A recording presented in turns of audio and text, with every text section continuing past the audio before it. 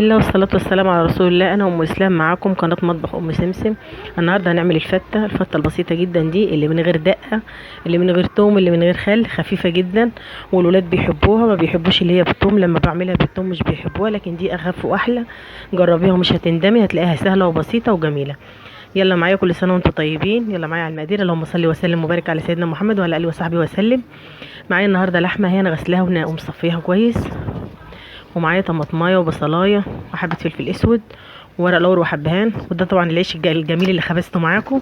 طبعا عملت رباع كده ولدنته عشان نعمل بيه الفته الجميله بتاعتنا. مش بنحب بتاعه الرقاق ولا نحب اي فته، اللي هي فته العيش دي بتبقى جميله جدا.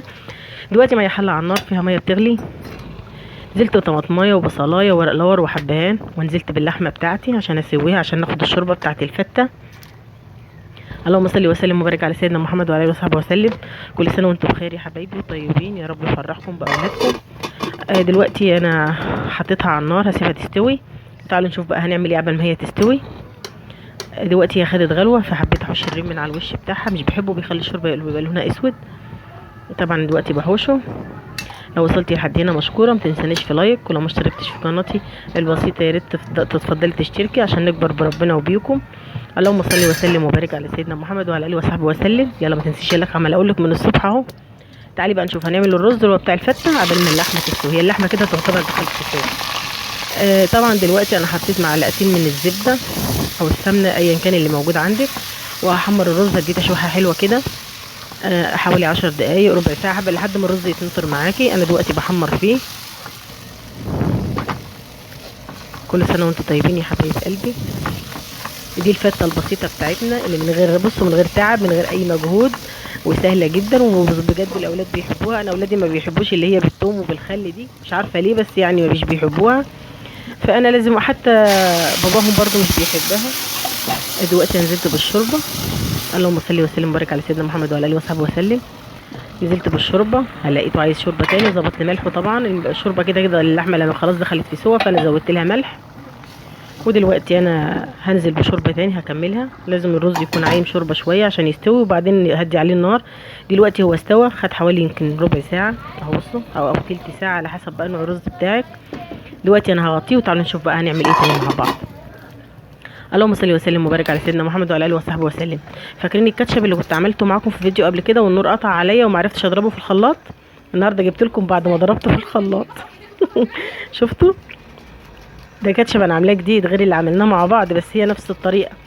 لو حابه ادخلي على قناتي هتلاقي طريقته، لو حاباني هسيبها لك في صندوق الوصف قولي لي وانا احطها لك. طب بصي بقى، لما انا دلوقتي بصفيه بوريك ان انا بصفيه. ده كاتشب احنا بنستعمله بدل الدقه اللي هي بتاعه الثوم، اللي هي الصلصه اللي بتتحط على وش الفته. احنا بنستعمل الكاتشب بدلها. بصراحه بتبقى حلوه واخف، مش عارفه ليه انا بحبها. يعني كنت انت بقى حابه تجربيها مشكوره جربيها، ومش هتندمي برضه، هتعجبك، هتلاقيها خفيفه وجميله. انا صفيته دلوقتي اهو، نصفيه مع بعض. انا كده صفيته خلاص تمام. بصي بقى كقوام، وانا حبيت اوريك قوامه لما انا عملته في الخلاط. الاولاني انا ما عملتوش في الخلاط لان الكهرباء كانت قطعت.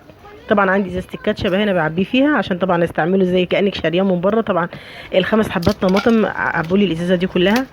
ده العيش الجميل اللي كنا خبزناه مع بعض، انا لدنته. هبقى اعمل لك فيديو ان انا لدنته ازاي قبل كده بعد كده.